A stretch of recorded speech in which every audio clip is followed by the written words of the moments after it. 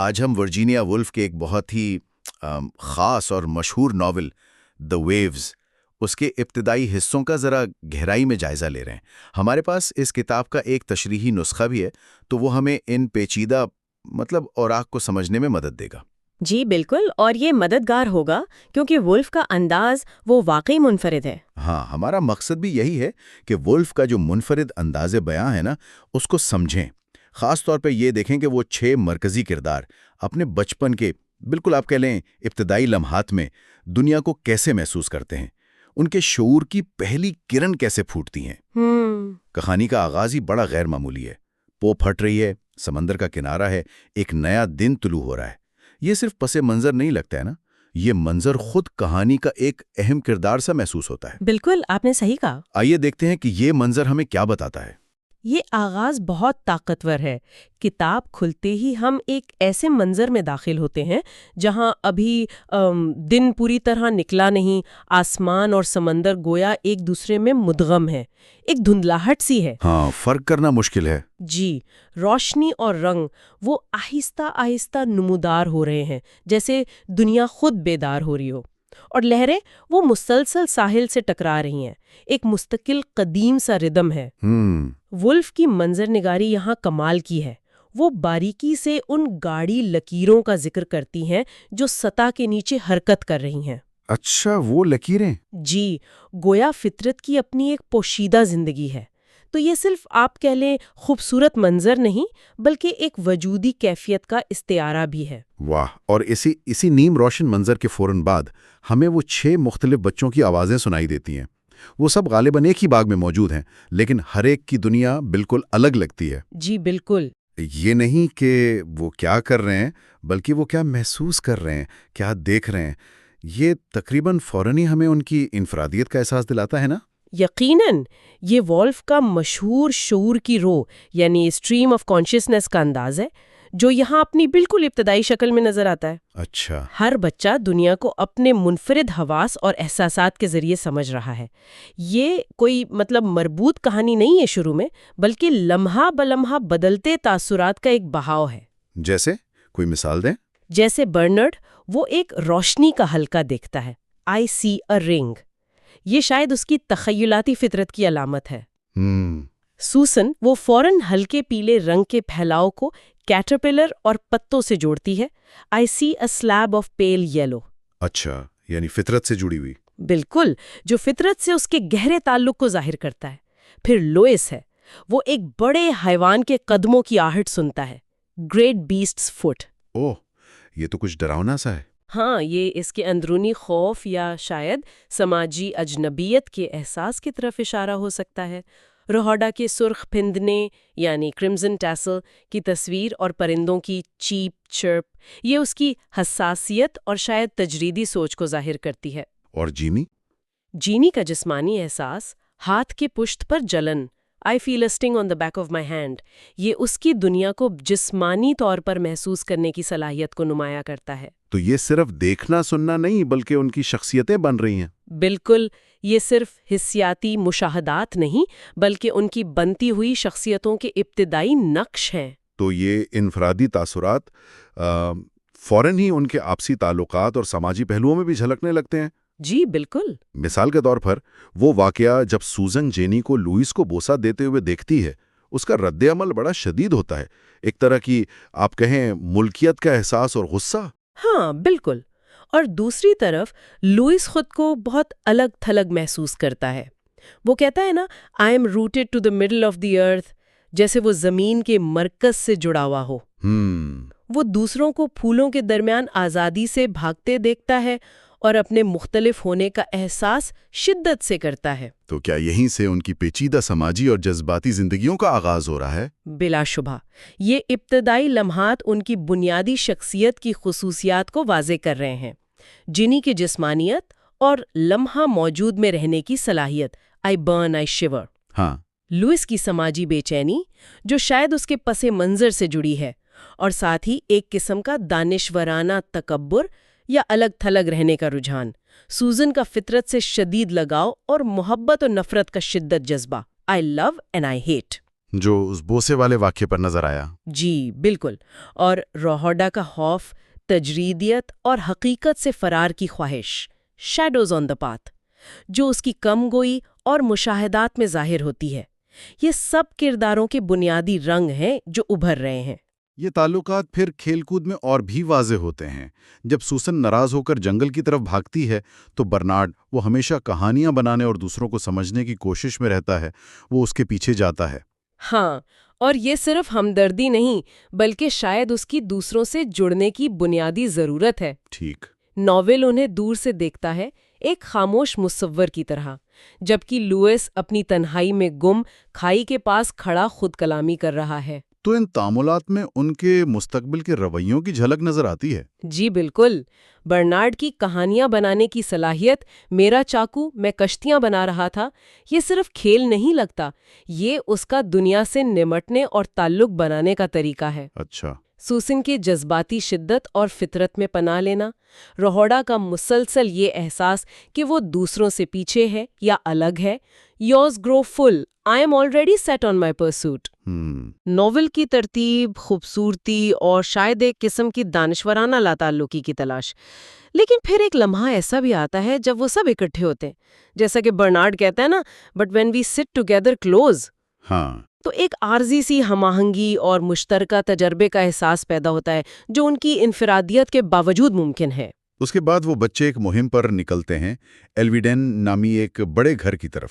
یہاں ایک مشترکہ مقصد ہے، ایک نئی جگہ کو دریافت کرنا۔ We are the discoverers of an unknown land. جی، وہ ایک خاتون کو لکھتے ہوئے اور ایک مالی کو کام کرتے ہوئے دیکھتے ہیں۔ یہاں بغیر اجازت داخل ہونے کا تجسس اور پکڑے جانے کا ہلکا سا خوف بھی ہے۔ ہاں، ایک کلاسیکی بچپن کی مہم جوئی لگتی ہے۔ لیکن کیا یہ واقعی ایک مکمل مشترکہ تجربہ ہے یا یہاں بھی وہ الگ الگ ہیں؟ یہی تو ولف کا کمال ہے۔ بظاہر یہ ایک اجتماعی مہم ہے، لیکن ہر کردار کا ذہن اپنی الگ دنیا میں ہے۔ وہ جسمانی طور پر ایک ساتھ ہے، لیکن شعوری طور پر نہیں۔ اچھا، کیسے؟ ریہوڈا اپنے خیالی سفید جہازوں کے بارے میں سوچ رہی ہے، آل مائی شپس آر وائٹ، جو اس کی تنہائی اور فرار کی خواہش کو ظاہر کرتے ہیں۔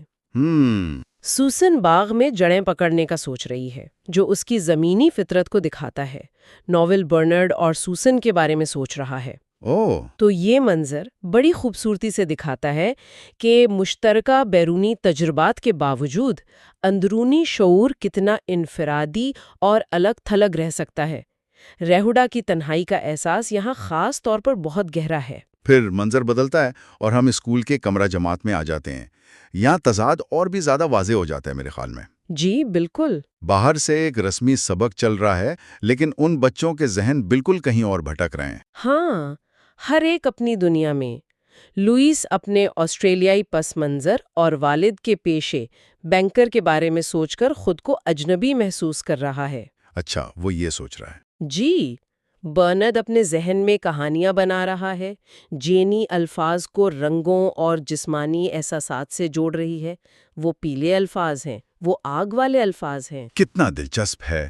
سوسن باہر کے درختوں اور فطرت کو یاد کر رہی ہے، ناول گرامر کے اصولوں میں منطق تلاش کر رہا ہے۔ اور ریہوڈا وہ کیا کر رہی ہے؟ ریہوڈا وہ بالکل کھوئی ہوئی ہے، جواب نہیں دے پاتی، آئی ہیو نو آنسر، اور خود کو اس پورے نظام سے باہر محسوس کرتی ہے۔ یہ تو بہت اداس کن ہے۔ یہ کلاس روم کا منظر کئی اہم موضوعات کو ابھارتا ہے، سماجی طبقے اور شناخت کا بوجھ جیسے لوئس کے لیے، دنیا کو سمجھنے کے مختلف طریقے، عقلی جیسے ناول، جسمانی جیسے جینی، جذباتی یا فطری جیسے سوسن، اور تجریدی یا خوفزدہ جیسے ریہوڈا۔ اور رسمی تعلیم کی پابندیاں کس طرح ان کی آزاد اور بھرپور اندرونی زندگیوں سے ٹکراتی ہیں۔ ریہوڈا کی وہ پکار ہے نا، oh save me from being blown for ever outside the loop of time. جی، یہ صرف کلاس روم سے بیزاری نہیں لگتی، یہ گہری وجودی تنہائی اور نظام میں فٹ نہ ہونے کا کرب ہے، یہ احساس کہ وہ وقت اور ترتیب کے عام دھارے سے باہر ہے۔ اور یہ اندرونی دنیا، یہ خفیہ علاقہ جیسا کہ آپ نے کہا، یہ استادوں جیسے مقتدر افراد کے سائے میں کیسے پنپتا ہے؟ مس ہڈسن اور مس کری کا ذکر آتا ہے۔ کیا یہ اتھارٹی ان کی اندرونی آزادی کو محدود کرتی ہے؟ یہ ایک دلچسپ کشمکش ہے۔ استاد نظم و ضبط اور بیرونی حقیقت کی نمائندگی کرتے ہیں، جبکہ بچے اپنی اندرونی زیادہ سیال حقیقت میں جیتے ہیں۔ اتھارٹی ایک حد تک انہیں قابو میں رکھنے کی کوشش کرتی ہے، لیکن ان کا خفیہ علاقہ برقرار رہتا ہے۔ جیسے برنارڈ کا فوراً کہنا کہ آؤ کہانیاں سنائیں۔ لیٹ اس ٹیل اسٹوریز، بالکل یہ اسی اندرونی دنیا میں پناہ لینے کی کوشش ہے، اور یہیں ہمیں ان کی مستقبل کی زندگیوں کے راستوں کے اشارے ملتے ہیں۔ نویل کی حساسیت اور علم کی طرف جھکاؤ، برنارڈ کی بیانیہ صلاحیت اور لوگوں کو جوڑنے کی خواہش، لوئیس کی بلند نظری کے ساتھ جڑی عدم تحفظ کا احساس، اور روڈا کی مسلسل جدوجہد اور اجنبیت۔ دن آگے بڑھتا ہے، دوپہر سے شام ہوتی ہے، روشنی کا بدلنا یہ وقت کے گزرنے کی واضح علامت ہے۔ ہم سوسن کو باورچی خانے میں فلوری کو دیکھتے ہوئے، برنارڈ کو باغبان ارنس کا مشاہدہ کرتے ہوئے دیکھتے ہیں۔ یہ روزمرہ کی زندگی کے معمولات ہیں، جی، عام چیزیں۔ لیکن پھر کھانے کے وقت ایک عجیب سا مایوسی کا احساس چھا جاتا ہے۔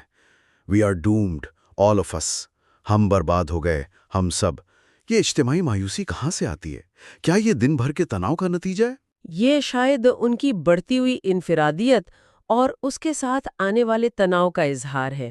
جیسے جیسے دن گزرتا ہے، ان کی ذاتی ضروریات اور پریشانیاں زیادہ نمایاں ہوتی ہیں۔ لوئس کو نظم و ضبط چاہیے، ناول کو صفائی، جینی بے صبر ہے۔ یہ چھوٹی چھوٹی خواہشات اجتماعی ماحول میں ٹکرا رہی ہیں۔ اچھا، تو کھانے جیسی مشترکہ سرگرمی بھی ان کے الگ الگ اندرونی تجربات کو ختم نہیں کر پاتی۔ وولف نہانے کے وقت کا ذکر کرتی ہیں، جہاں کپڑے اتارنے کے بعد ایک لمحے کے لیے وہ سب ایک جیسی کمزوری اور بے بسی کا شکار نظر آتے ہیں۔ ایک مشترکہ انسانی حالت۔ جی بالکل، یہ لمحہ انہیں قریب لاتا ہے، مگر پھر بھی ان کی انفرادیت قائم رہتی ہے۔ اور پھر دن کا اختتام ہوتا ہے، سونے سے پہلے کے لمحات۔ برنارڈ اپنے خیالات میں گم ہے، خود کو بکھرا ہوا محسوس کرتا ہے۔ I am Abu the earth now, جیسے اس کی شخصیت کے کئی ٹکڑے ہوں۔ وہ تخیل اور کہانیوں میں پناہ لیتا ہے۔ مسز کانسٹیبل کا ذکر آتا ہے، جو رات کو ان کی دیکھ بھال کرتی ہیں، ایک ممتا بھری موجودگی۔ اور یہ پورا حصہ ایک اور بین الاقلیمیہ انٹرلوڈ کے ساتھ ختم ہوتا ہے، جو ہمیں واپس فطرت کی طرف لے جاتا ہے۔ جی ہاں، یہ دوسرا بین الاقلیمیہ پہلے سے مختلف اور اہم ہے۔ یہاں وولف واضح کرتی ہیں کہ ان انسانی شعور کے بہاؤ کے درمیان یہ فطرت کے مناظر کیوں اہم ہیں۔ اچھا، اب سورج بلند ہو چکا ہے، روشنی تیز اور واضح ہے، سمندری جھاڑیاں نظر آ رہی ہیں، پرندے زیادہ جوش سے گا رہے ہیں، لہریں اب زیادہ منظم ایک واضح ردم کے ساتھ کنارے سے ٹکرا کر ٹوٹ رہی ہیں۔ تو یہ تبدیلی کیا ظاہر کرتی ہے؟ ایلی کا بھی اشارہ ہے۔ فطرت کا یہ چکر ان کی اپنی زندگیوں کے نشو و نما پاتے ہوئے چکروں کا عکاس ہے۔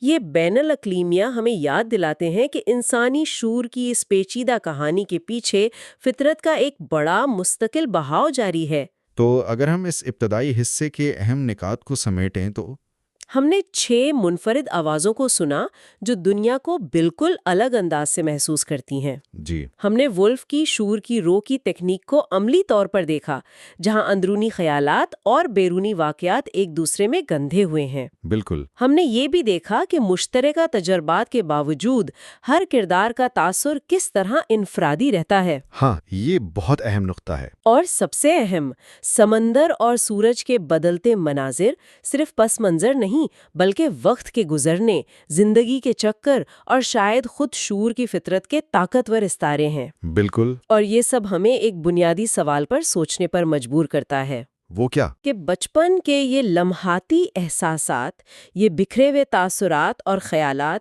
یہ کس طرح ان پیچیدہ، بھرپور اور اکثر متضاد شخصیتوں کی بنیاد بنتے ہیں جنہیں ہم ان کرداروں میں آگے چل کے دیکھیں گے۔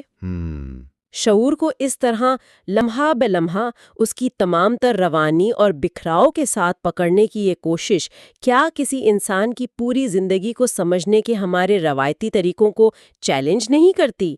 یہ وہ گہرا سوال ہے جو وولف ان ابتدائی صفحات میں ہمارے سامنے رکھتی ہے۔ واقعی یہ گہرا اور غور طلب سوال ہے۔ اسی سوچ کے ساتھ ہی ہم آج کی گفتگو یہیں ختم کرتے ہیں۔